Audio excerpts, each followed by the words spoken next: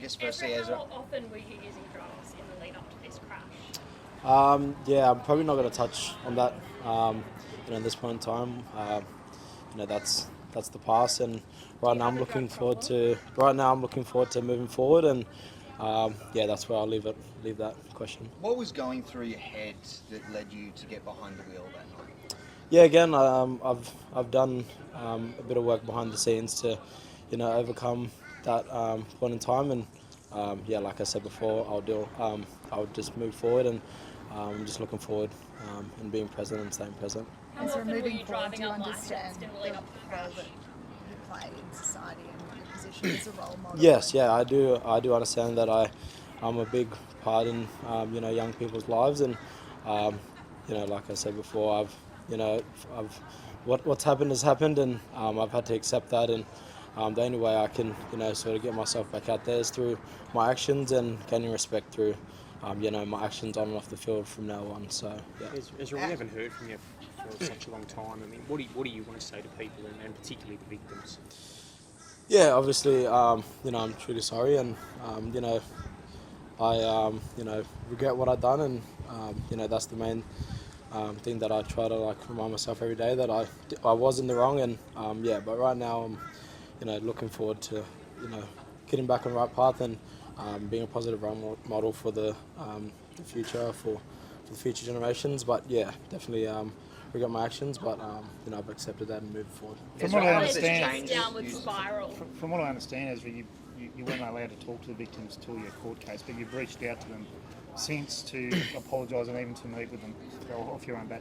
Yeah. So leading up to the court case, legal reasons, I wasn't able to, reach out to the victims, which was, on my mind throughout the whole process. And once the court case was settled, then, I reached out that day, expressed myself to them, and wanted to catch up and, show my, how sorry I was to them in person. And, I've reached out a couple of times to them to try and meet up, and I don't want to cramp their space and obviously be a bit too pushy on meeting. I just want to respect their boundaries, and when the time's right and they get back to me, then we'll go from there. What led to this downward spiral? Yeah, like I said before, I've already touched on that, and just focus on being present, and I won't touch anything. Do you think fans deserve a bit of an explanation?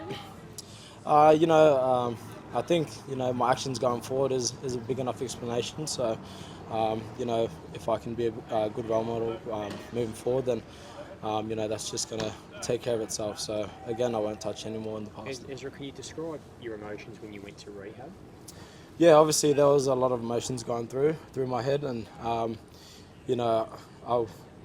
had to keep quiet about it. I wasn't able to express myself and how sorry I was, and I think that's the main part that played a part in how I felt and how sorry I was. And I've done a lot of work on myself in that process, which is one thing that I'm proud of, to obviously make a better step for myself and my friends and family and Brisbane Broncos as well, and the game being NRL. So I think for myself is accepting what's happened, as I said before, and obviously being the best version of myself, and for everyone else. Ezra, you talk about your actions moving forward.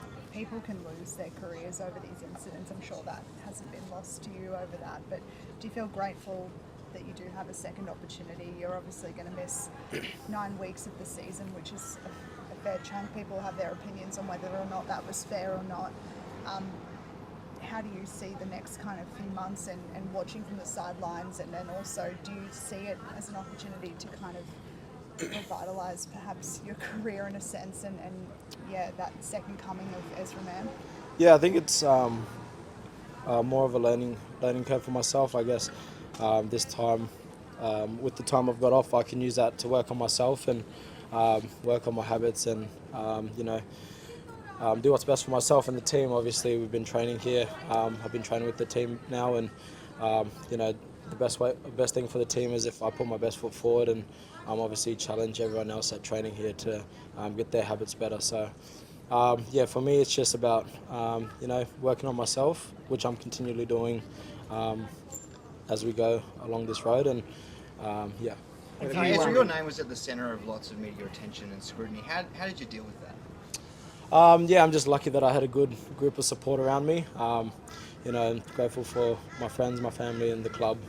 Obviously, you know, it was a tough time, and when you got good people around you supporting you, it's good to keep you have a good role model and around you to keep you standing. So I think for me it was just having a good support crew around me, which kept me balanced and positive to work on myself. You, Can you tell us Ezra, about it your could be driving a record? life-changing moment, really, in a way, Ezra, for you, whether you like it or Yeah. not, really. Yeah. But I suppose also it could be costly. I mean, obviously, there could be some legal action against you personally. Are you prepared for all these consequences, I suppose, going forward? Because there's nothing you can really do to stop that. Yeah, I think for me now, as I said before, just got to be working on myself and doing what I can. I guess when all that stuff sort of happens, I don't know what's going to happen, but when it happens, we'll deal with it when it comes around. So until then, I'm just going to keep working on myself and being the best version of myself for myself and the club. Were you worried about being sacked by the Broncos, Ezra? Were you worried they'd sack you? I wouldn't be lying if I said I was worried. I'm just grateful that I did get the opportunity to keep going for the Brisbane Broncos, and no doubt that I want to repay the Broncos for giving me a second chance, and I think that's just about growing now from this moment and working on myself again. What did Can you Madge tell say us to how you? often you were driving unlicensed in the I lead think up to Ezra's the answered crash? those questions. What did Madge Jess? say to you? What did he say to you? Like having a new coach as well. What was his message to you, Ezra? It was obviously I hadn't really had much to do with Madge. I had a couple of conversations with him throughout my time away, and I guess for him it was about him getting to know me and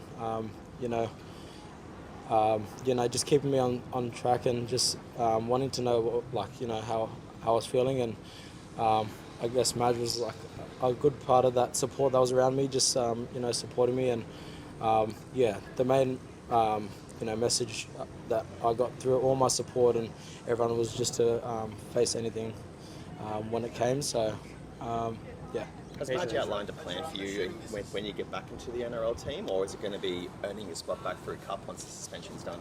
The pre-season's been pretty good, and no one's set on their role at the club, and I think that's the good thing that we have at this club. It's a lot of competition within the players, so I'm just going to have to work my way into the side, and whatever happens, I'll have to do my best at training on the footy field, and hopefully I can do my best to try and get back in the team, and if I don't get back in the team, then I'll be pushing to try and get into that team. Ezra, I'm assuming this has been the worst time of your life.